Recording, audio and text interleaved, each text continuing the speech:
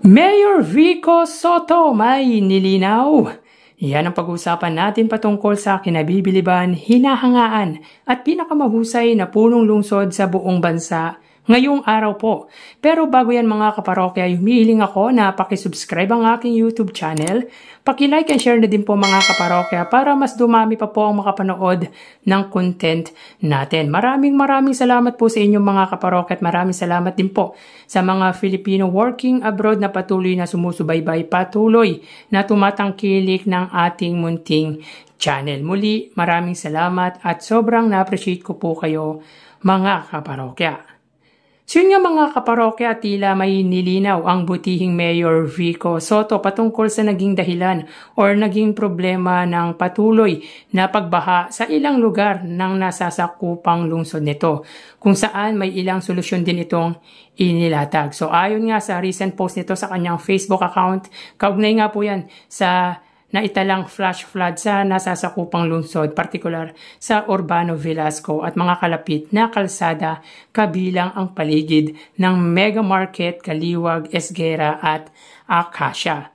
So ayon po sa punong lungsod, ang main reason or pangunahing dahilan ng mabilisan ngunit panandali ang pagbaha ay ang pagtaas daw di umano ng tubig sa San Agustin Creek na umaabot sa level na mas mataas pa sa mga drainage lines ng lungsod. So makikita sa larawan ang antas nito mga kaparokya, at ang resulta mga parokya, hindi agad makalabas ang tubig galing sa ulan. Subalit mabilis din naman itong humupa mga kaparokya. Inilatag din niya ang ilan sa mga gagawin para masolusyonan ang sanhi ng mabilisang pagbaha tulad ng LGU pumping station sa nasabing lugar. At nagpaalala din ang butihing mayor sa publiko na magpakonsulta agad sa malapit na ospital o doktor kung sakaling lumusong sa baha, lalo na kung may sugat. Alam naman po natin mga kaparokya, delikado ang lumusob or lumusong sa baha, lalo na kung may sugat dahil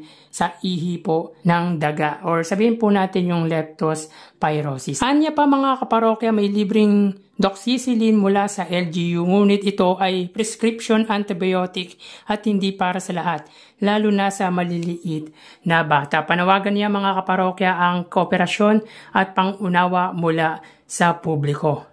Well mga kaparokya, mapapasana all ka na lang talaga kay Mayor Vico Soto sa mga Pasigueño dahil sa talagang mabuting ginagawa ng kanilang punong lungsod, which is sana lahat ng namumuno, partikular sa kanilang lungsod, ay kagaya nito. Kumbaga talagang ipinapakita at ipinapaalam sa publiko ang totoong problema, and at the same time mga kaparokya ay sinusubukang solusyonan. Yung tipong hindi pinagtatakpan kung ano yung mga naging pagkukulang, yung mga naging pagkakamali. At talagang tunay na may malasakit at pakialam sa sitwasyon ng kanyang sinasakupang lungsod. And the good thing with Mayor Vico Soto ay ginagawan ito ng paraan upang maging maayos ang kalagayan ng kanyang constituent or mamamayan. Kahanga-hanga ang detalyadong explanation ng butihing mayor. Very transparent